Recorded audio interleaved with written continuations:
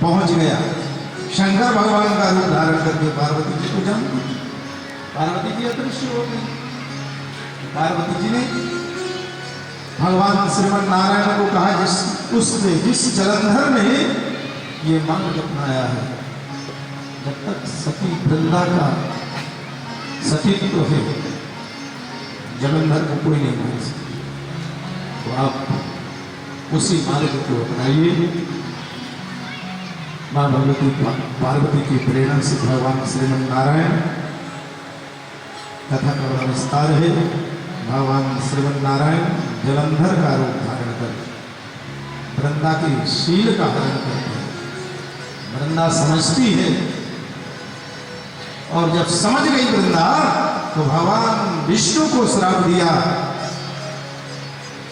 अरे परिस्त्रीगामी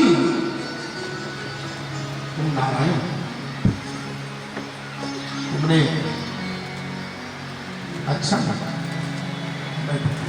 देवियां शास्त्री नगर से हमारे संस्था के अध्यक्ष अखिल भारतीय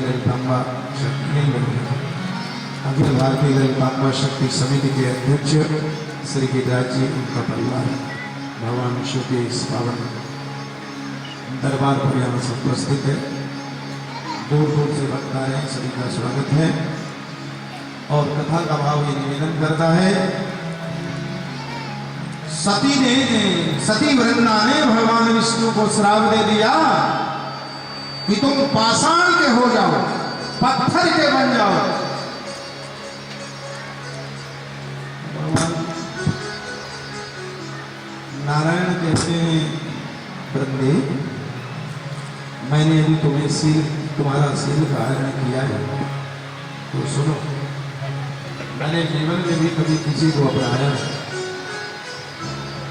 तो कभी उसे छोड़ा नहीं। ये भगवान की तो ध्यान रखें, जो भगवान की शरण है उसको भगवान कभी छोड़। ये तो संसार के रिवाज है, हम सब कोई साथ दे जीवन में सदैव। और एक बात जीवन में ध्यान रखना, शिव पुराण सुन रहे हो, जीवन में कभी एक बार भी हमारे साथ किसी ने अच्छाई की है और दोबारा नहीं की तो कथा कहती कभी भूलो मत उसे, कृतज्ञ मत मानो, कृतज्ञ। जीवन भर कई बार हमारा अच्छा काम किया, उपकार किया, और एक बार नहीं किया तो हम उसके ऊपर नाराज हों, रूप ही नहीं। ये कथा का भगवान विष्णु ने कहा, यदि मैं पत्थर का बनता हूं तो सजीव रहते हुए तुम्हारे बिना मेरा भोग नहीं, तुम तुलसी बनोगे। और वृंदा कालांतर में तुलसी का बिरवा बनती है। क्या सनातन धर्म का आदर्श है, यहाँ वृक्ष को भी भगवान मानते हैं, तुलसी को भी शक्ति मानते हैं, पीपल की भी पूजा होती है, वटवृक्ष बरगद की भी पूजा होती है, उसकी भी भगवान। इतना ही नहीं, बेर के वृक्ष जिसमें कांटे हैं, कांटेदार वृक्ष को भी सनातन धर्म भगवान मानता है। इससे बड़ा उदार यदि कोई है तो सनातन धर्म का कोई वही तुलसी, वही वृंदा तुलसी बनती है। भगवान शालिग्राम वाले पांडिगी के बोले शालिग्राम भगवान। इस प्रकार से अद्भुत कथाएं। आइए, अब कार्तिक जी के जन्मोत्सव का आप लोगों ने आनंद लिया था। अब आइए गणेश जी का जन्मोत्सव, गणेश जी कैसे पधारे, गणेश जी का आविर्भाव कैसे हुआ, उस दिव्य कथा को श्रवण करो, जो हमारे प्रथम पूजनीय वंदनीय गणपति बने।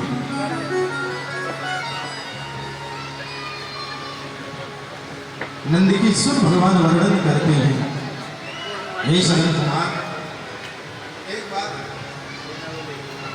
पार्वती जी की जो सहेली जया और विजय थे, पार्वती जी से कहने लगी, देवी भगवान शंकर के असंख्य गण, लेकिन आपका कोई ऐसा सेवक नहीं जो आपके यहाँ डायरेक्ट चाहे शंकर भगवान हो चाहे कोई हो, सब आ जाते हैं, तो आपके तक आने में कोई रोके, ऐसा कोई आप अपना गण पैदा कर। सुन के पार्वती जी ने उसे बुला लिया, लेकिन एक दिन स्नान कर रही थी जगदम्बा पार्वती जी और शंकर भगवान स्नान करते समय यहाँ रहे थे, दरवाजा खटखटा रहे थे, बजा रहे थे, बुला रहे थे पार्वती जी को। तो भगवती जगदम्बा जी ने वहीं पर उपटन रखा था, तो मानवी करके बालक का निर्माण कर, और जैसे बालक का निर्माण किया, दिव्य दृष्टि से देखा, प्राण सत्ता का आवाहन कर भगवान वो मां भगवती ने उस निर्जीव बालक को सजीव करके चैतन्य बना दिया। बालक वर्णित हुआ और एक क्षणी मां भगवती ने पार्वती जी ने दी, आज से तुम मेरे गण, आज से मेरे यहाँ की रक्षा तुम करो। वो बालक ने कहा ठीक है, कोई भी बिना मेरे आगे प्रवेश नहीं। थोड़ी देर हुई, भगवान शंकर गणों के साथ में प्रवेश करने लगे, तो वो बालक रोक दिए, नहीं अंदर प्रवेश कर गए। कैसी बात कर रहे हो, हम शंकर के गण हैं, तुम कौन हो? तो कहा हम भी माँ भगवती की गण है, अंदर बिल्कुल नहीं जाने दे। बालक ने जाकर, वो शिव गणों ने जाकर भगवान शंकर से बताया, प्रभु वो बालक एक खड़ा हुआ है छड़ी लिए, वो अंदर ही नहीं प्रवेश करना, अंदर ही नहीं जाने देगा। शंकर भगवान ने समझाया कि ऐसे होगा, हटा नहीं माने, फिर आए कहे नहीं माने। अंत तो गत्वा भगवान शंकर स्वयं आए, भैया तुमको मैं शिव हूं, अंदर जाने दो, नहीं जाने। भगवान शंकर ने गणों को कहा, छड़ी फेंक दो, अंदर प्रवेश करो, बच्चे को हटा। जब बच्चे को हटाने का प्रयास किया, तो बच्चा कोई सामान्य तो था नहीं, हटा। शिव गणों को युद्ध में परास्त कर दिया, शंकर भगवान को परास्त कर दिया। अब ये देखो, अहंकार को भगवान चाहे वो शंकर का स्वयं क्यों ना हो, अब वो कैलाश में हल्ला सुन करके ब्रह्मादि देवता वहां आए। क्या हुआ, भगवान शंकर कहने लगे, मेरे दरवाजे में एक लकड़ी में बालक खड़ा है और वो किसी को प्रवेश नहीं करने देगा। ब्रह्मा जी के समेत सारी शक्ति लग गई, बच्चे को परास्त किया। भगवान श्रीमन नारायण की सारी सेना, चतुरंगिनी सेना आई और वो भी सब परास्त।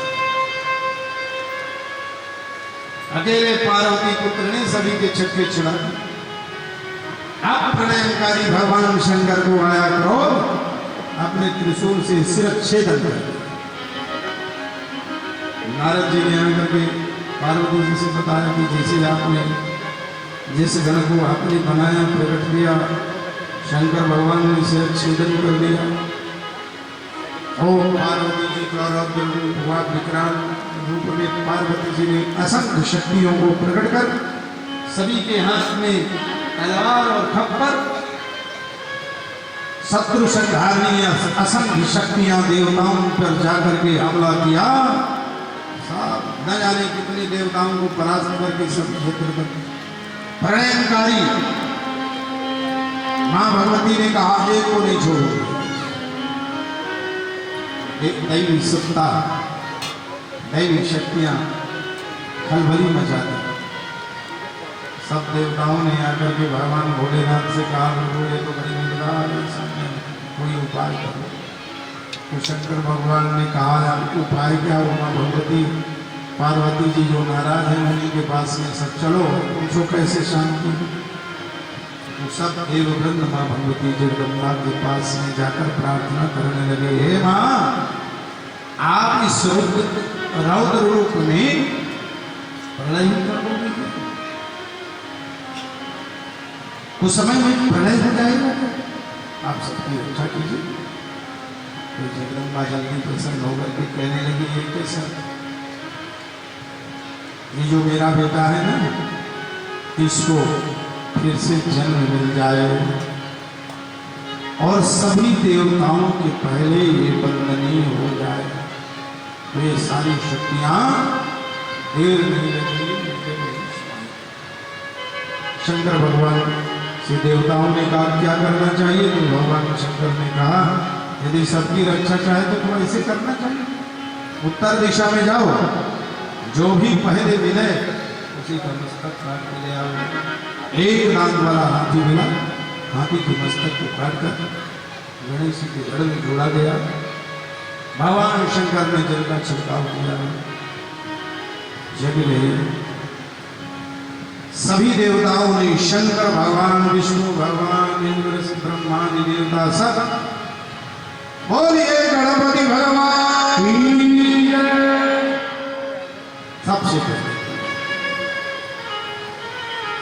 आदि वंदनीय गणेश गणपति जगवंदनीय